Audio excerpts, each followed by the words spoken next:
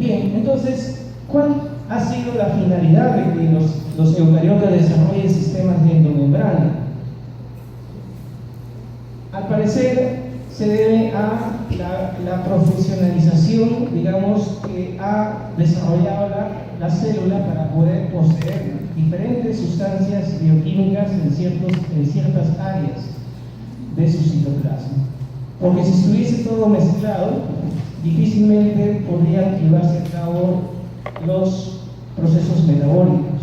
Entonces, la compartimentalización que realiza o desarrolla este sistema de endomembranas es justamente aislar, formar ciertas áreas especializadas en el cual la célula va a desarrollar cierto metabolismo, ¿no? Por ejemplo, en el caso de los peroxisomas, ¿no? Son las células especializadas que van a desarrollar síntesis de algunos ácidos grasos complejos.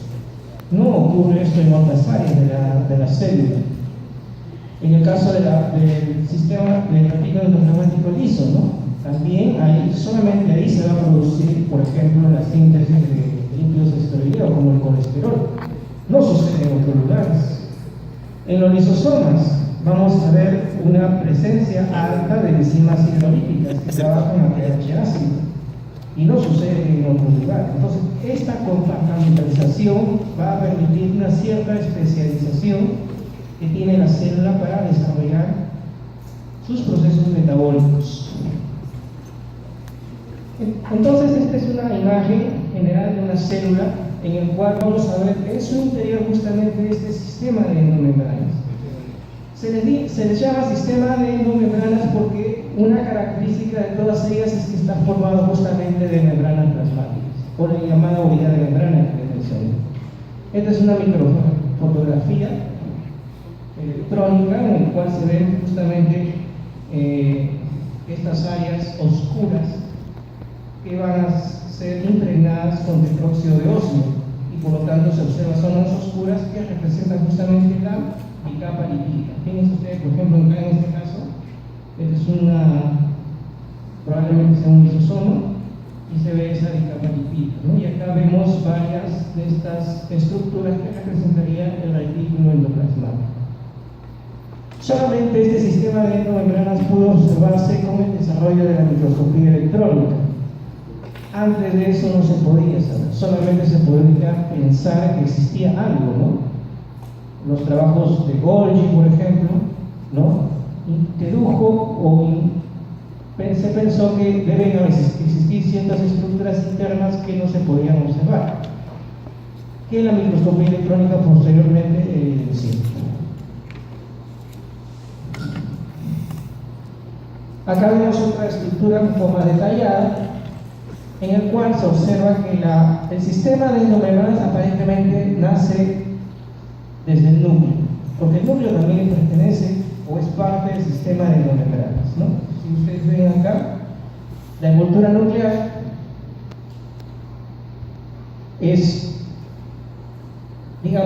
a partir de allí empieza a nacer lo que se denomina el retículo endoplasmático. Y vemos que la envoltura nuclear también está formado de una doble membrana, ¿no? Después de este retículo endoplasmático, sabemos los tipos, ¿no es cierto? ¿Cuáles son? Rugoso y liso, ¿no es cierto?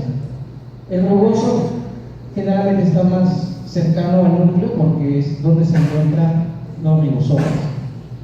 Luego ya viene el liso, y después de eso nace otro tipo de estructura que se denomina el aparato de Golgi, ¿no? Acá vamos a ver las cisternas del aparato de Golgi, la cara así, luego la cara trans. Todo esto es un proceso de formación de vesículos, es decir, este sistema de endomembranas es altamente dinámico. Las membranas que van naciendo, van desarrollándose, van a ir moviéndose hacia la parte externa de la célula, de tal forma que las membranas, con ese tipo de movimiento y con ese tipo de formación de nuevas membranas, estas se van recambiando constantemente. Y al final vemos pues que las membranas viejas, por cierta forma, se van formando vesículas lisas o gránulos, etcétera, que pueden ir hacia la parte de la membrana plasmática, y estas membranas son parte finalmente de la membrana plasmática. De esta manera también la membrana plasmática se va cambiando. Todo esto es un proceso constante, ¿no?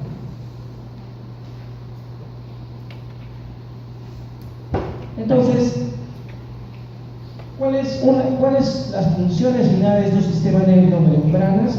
Una de las funciones principales es el tráfico de moléculas, ¿no? Eso es lo que más importa, ¿no? Dentro de estos sáculos, dentro de estos compartimentos, van a haber diferentes moléculas, proteínas, lípidos, que van moviéndose, y de esta manera originan un tráfico, ¿no? Es como que sucede en las ciudades, ¿no?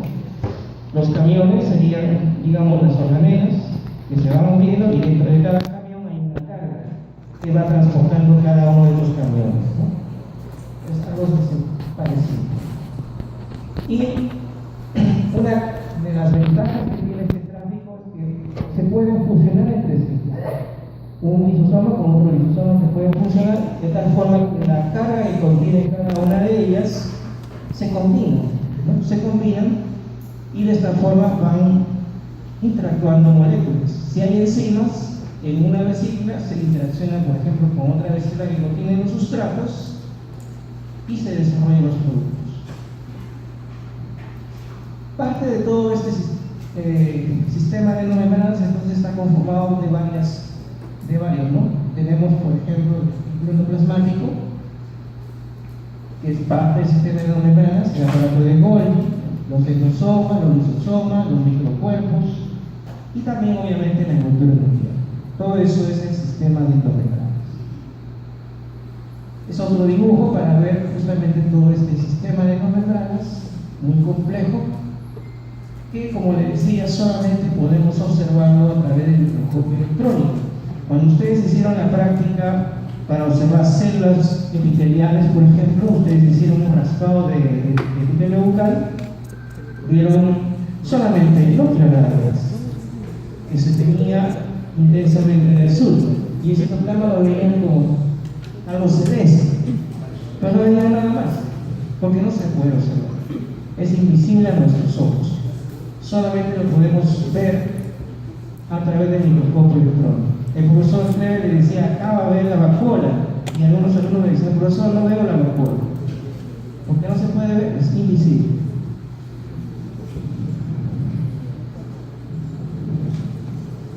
Entonces, el sistema de membranas está compuesto principalmente del retículo endoplasmático, que puede ser liso o rugoso, el aparato de Golgi, los lisosomas, peroxisomas, vacuolas.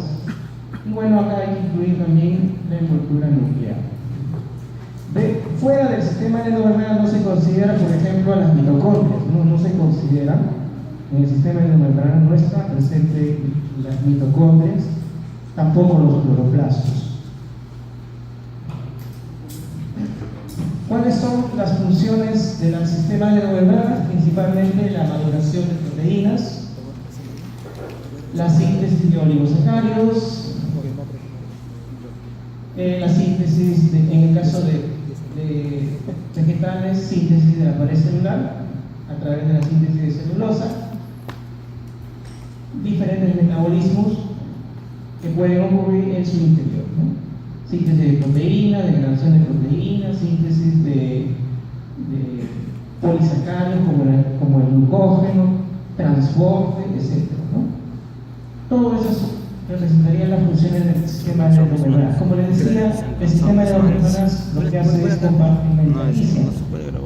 Y dentro de esos sistemas compartimentalizados va a ocurrir justamente todas estas funciones internas. Y este es el tráfico vesicular que va a existir siempre entre un sistema de membranas a otro, ¿no? ¿Y cómo es ese tráfico? No es que todo el sistema de membranas se va a fusionar, digamos, con otro subsistema, ¿no? Sino que lo hace a través de vesiculación, ¿no? Se forman vesículas, y estas vesículas viajan para que estas vesículas vesículas otra vez se fusionen con otra, digamos, otro sáculo y entregue de esta manera se transporte el contenido de estas moléculas que pueden existir, ¿no? Este es el caso, por ejemplo, imaginemos un artículo hiperplasmático rugoso donde hay síntesis de proteínas. Las proteínas que se han sintetizado, para que puedan dirigirse, por ejemplo, al aparato de Golgi, va a tener que hacerlo de esta forma, ¿no? Se tiene que hacer un proceso de vesiculación. En el proceso de vesiculación se atrapan moléculas y estas moléculas atrapadas pueden viajar al siguiente compartimento. Esa es la manera como se realiza, ¿no? Es todo un proceso complejo, no es sencillo, ¿no? Porque acá se necesita proceso de quemación, acá van a participar muchas proteínas que facilitan el proceso de quemación. Necesitas también de receptores que permitan que esta vesícula formada se fusione con otros átomos. Es muy complejo, ¿no? Intervienen muchas proteínas.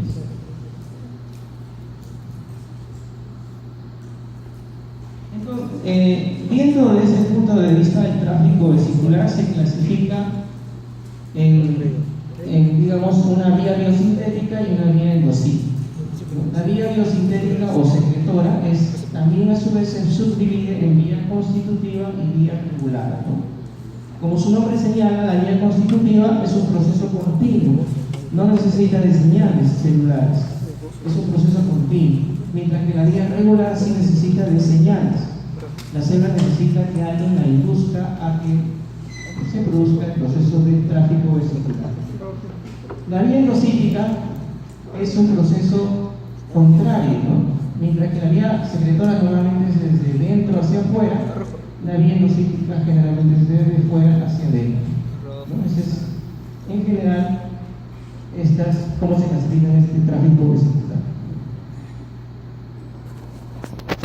Para poder haber estudiado este tráfico vesicular o haber estudiado el sistema de endomembrana, pues se necesita de técnicas que son importantes para poder entender cómo es este proceso.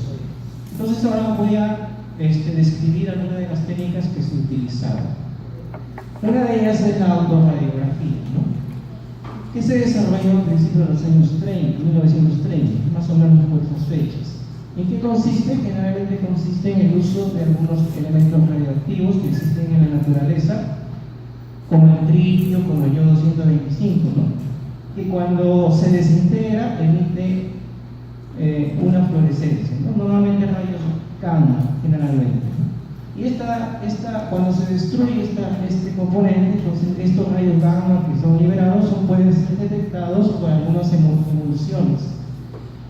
El más conocido fue la que los abuelos utilizaban para poder revelar una fotografía, ¿no? Ahora ya usamos fotografías electrónicas, pero antiguamente teníamos que tomar una cámara fotográfica que tenía un rollo de película, y ese rollo de película, para poder evidenciar la foto, teníamos que revelarla a un estudio, ¿no? Y este estudio obviamente utilizaba unas placas, un papel que estaba impregnado de una emulsión fotográfica. Ese es un ejemplo clásico de una emulsión que se utilizaba justamente en esta técnica que se llama la autorradiografía, ¿no?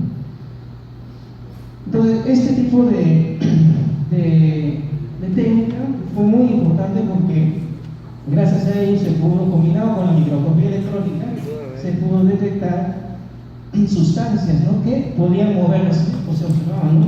Que se podían mover de un lugar a otro. Por lo tanto, se podía evidenciar que existía un tráfico de estas moléculas. Esto es más o menos lo que señala. Miren ustedes, esta es la célula, por ejemplo.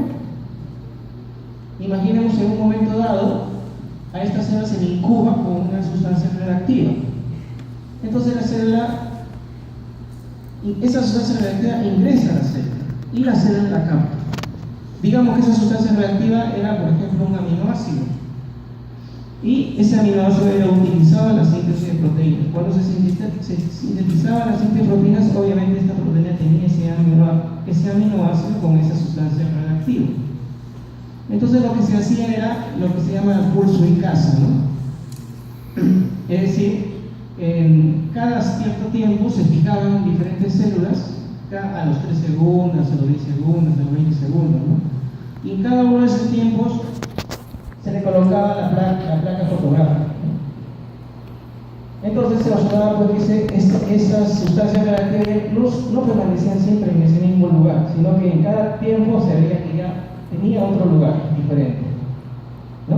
Que es lo que más o menos se ve acá en esta animación, ¿no? Se ve que obviamente, acá vemos en este ejemplo, tenemos la placa fotográfica que se coloca encima de la escena fijada y se detectaba, por ejemplo, en el tiempo 0 que estaba acá. Luego en el tiempo 5 segundos estaba acá, a los 10 segundos estaba acá. De esa forma entonces se detectaba el movimiento de estas sustancias. La combinación de la autorradiografía y lo que llaman el pulso en casa, ¿no? Es decir, se incubaba la célula una determinada sustancia radiactiva y una vez que un tiempo suficiente ya entonces se le retiraba de ese lugar para que las células dejen de captar las células radiactivas, de tal forma que solamente unas cuantas moléculas posean esa sustancia radiactiva, ¿no? En el anterior digamos que lo dejaban en todo momento, ¿no? La célula, obviamente distintas células, ¿no? Una célula que la dejabas 10 segundos en un medio, otra célula lo dejaba 20 segundos, ¿no? En este caso es la misma célula. En este caso es la misma célula.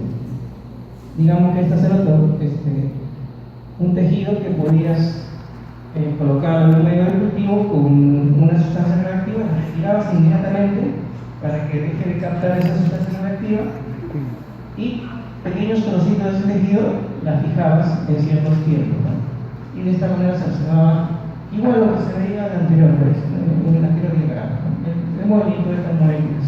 Es decir, que no permanecían siempre en un solo lugar. Significaba entonces que estas moléculas estaban transportándose. La pregunta era, ¿cómo lo hace, no? ¿Quién es el responsable, no? Y ya con la microscopía electrónica pues, se observó que participaban diferentes tipos de organelas. Este es un ejemplo de experimento en casa que es clásico, que se hizo en una célula epitelial del tejido digestivo, ¿no? Del intestino. Una característica o un modelo que usan los citólogos es justamente este tipo de célula, porque tiene una característica que presenta polaridad, ¿no? En la parte basal está el núcleo con todos sus retículos endoplasmáticos rugosos, ¿no? En cambio, en la otra parte distal solamente hay vesículas nada más. Y en este tipo de células, su movimiento normalmente es en una sola dirección, ¿no? Normalmente desde el núcleo hacia la parte distal, hacia la luz. Por ese motivo que es un modelo, ¿no? En cambio, hay otras células que su proceso de transporte es por todos lados, entonces es un poco más difícil de poder estudiar, ¿no? En cambio, en este tipo de células es mucho más fácil, ¿no? Por eso que muchas veces se han usado este tipo de células. Y este es el proceso de pulso y casa, ¿no? A los 3 minutos la sustancia está aquí, en el punto rojo, ¿no? A los 20 minutos está acá y a los 120 minutos se encuentra aquí, ¿no? Entonces, estos experimentos permitieron conocer mejor cómo es este transporte, ¿no? El pulso y casa. Esta es simplemente una explicación de lo que le indica. Otra técnica que se ha usado ya más recientemente para entender el transporte es el uso de proteínas fluorescentes. Como te decía, la proteína es una proteína modificada que le introducen una sustancia fluorescente, un verde fluorescente. Entonces, esta proteína, similarmente a la anterior, en vez de poseer una sustancia radiactiva, en vez de ello posee una proteína verde o una sustancia que florece. Ese tiene ese mismo principio. ¿Y de dónde obtiene esa proteína que florece? De un virus. O sea, este virus es la proteína en realidad. Este virus es la proteína que se infecta a la célula.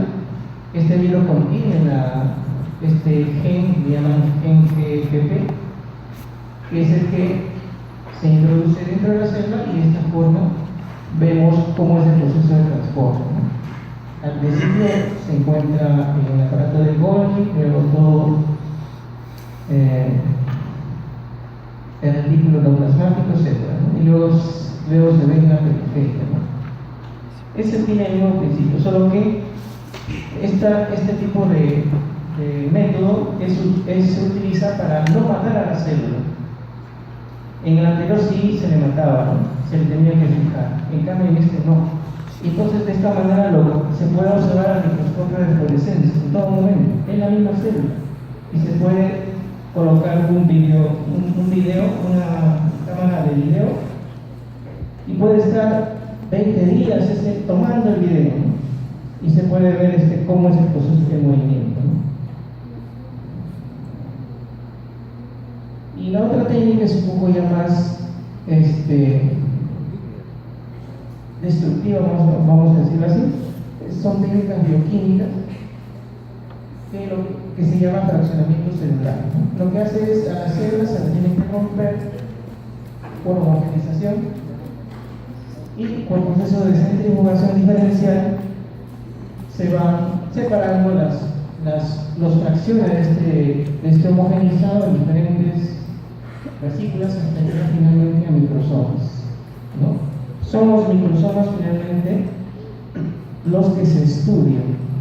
Este microsoma podría haber sido del líquido plasmático, del liso o rugoso, del aparato de Golgi. Entonces, una vez separado el microsoma, que sabemos de dónde viene, se estudia qué es lo que contiene.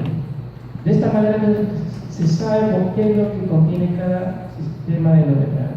Actualmente ya sabemos que, por ejemplo, el aparato de Golgi contiene una serie de enzimas que se encargan de la glicosilación. La proteína que está viniendo se le empieza a cubrir de glúcidos.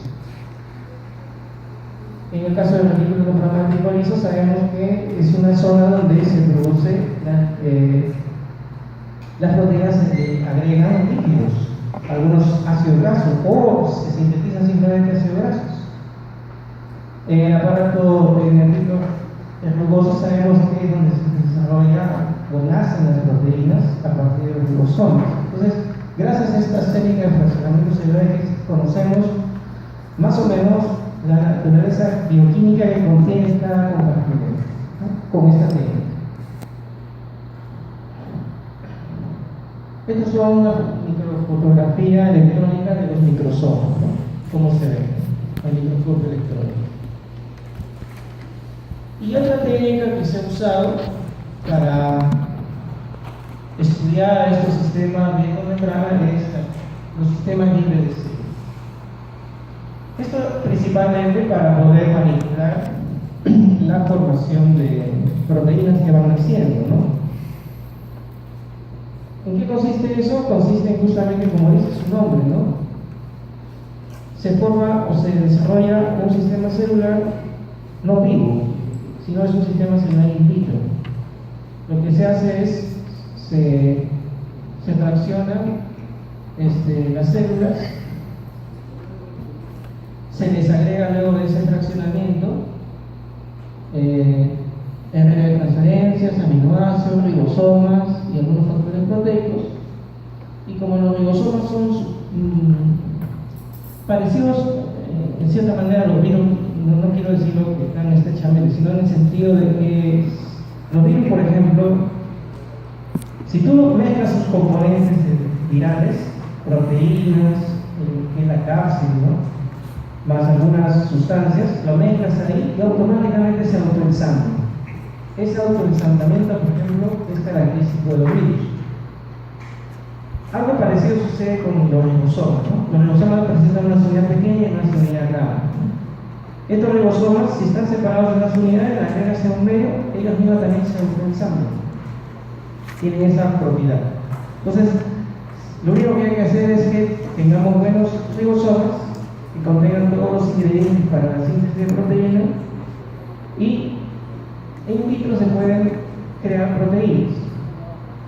Estas técnicas fueron desarrolladas en los años 60. Gracias a estas técnicas es que se pudo conocer el código genético, por ejemplo. Porque se le agregaban, por ejemplo, aminoácidos a la alanina y se agregaba DNA con una determinada base nitrogenada, por ejemplo, uracilo, y se producía un solo tipo de aminoácido. Entonces, de esa manera se conocía, se pudo entender cómo el código genético genera un tipo de aminoácido, ¿no? Gracias al uso de las técnicas en general que se han usado para poder entender el sistema de inmunidad, ¿no? Y actualmente se siguen desarrollando nuevas técnicas, pero muchas de ellas todavía siguen en vigencia. La microscopía electrónica, por ejemplo, es algo importante, sigue en vigencia. Cada vez hay más microscopios electrónicos más pequeños. Los primeros microscopios pues, ocupaban todo un cuarto grande, ¿no? Ahora medio cuarto se han achicado, ¿no? Con la nanotecnología se han achicado, pero siguen teniendo una misma función, ¿no? Como antes. ¿Alguna pregunta hasta aquí?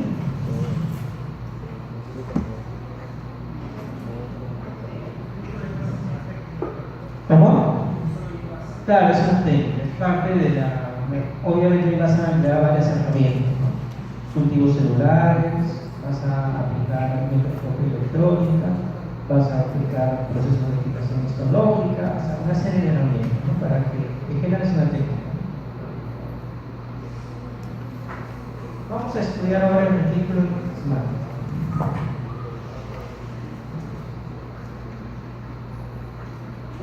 Como ven en la figura, ustedes ven aquí el retículo plasmático característico, ¿no? Que está conformado en un sistema de sacros aplanados.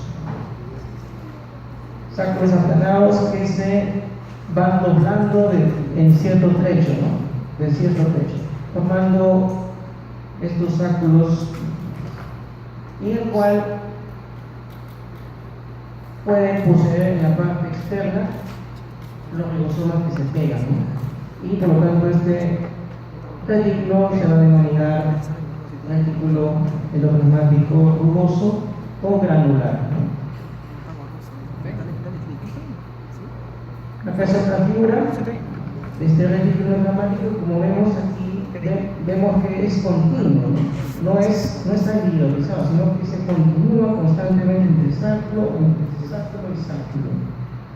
Vemos incluso que pueden haber poros entre sí, pueden haber poros. Y este sistema de retículo endoplasmático fue descubierto por Porter, Lowe y Furman en 1945. ¿no? Acá una microfotografía electrónica vemos, por ejemplo, que es de un hígado, ¿no? La gran cantidad de sáculos que hay entre sí. Entonces se coge transversal y vemos pues la uniformidad que existe entre sáculo y sáculo, ¿no?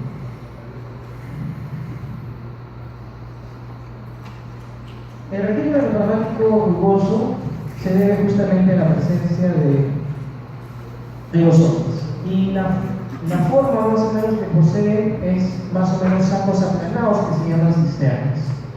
En cambio, en el tejido endoplasmático liso que no posee ribosomas, estos sacos generalmente son membranosos, curvos y tubulares, la mayoría de los especies. Entonces es una diferencia entre uno y otro. A ver, pregunta, ¿qué tipo de células habrían o abundaría mucho el retículo endoplasmático rugoso? ¿Qué tipo de células? ¿O en qué tipo de células abundaría el retículo endoplasmático liso? Dígame. A ver, en el hígado, en el riñón, en la glándula mamaria, en el cerebro. ¿Qué cosa? Va a depender de la función, ¿no es cierto? Por ejemplo, el liso se caracteriza por síntesis de ácido-graso, ¿no es cierto? Debe haber entonces abundante en aquellos tejidos en el cual hay una gran síntesis de, por ejemplo, lípidos esteroideos, ¿no? Entonces, por ejemplo,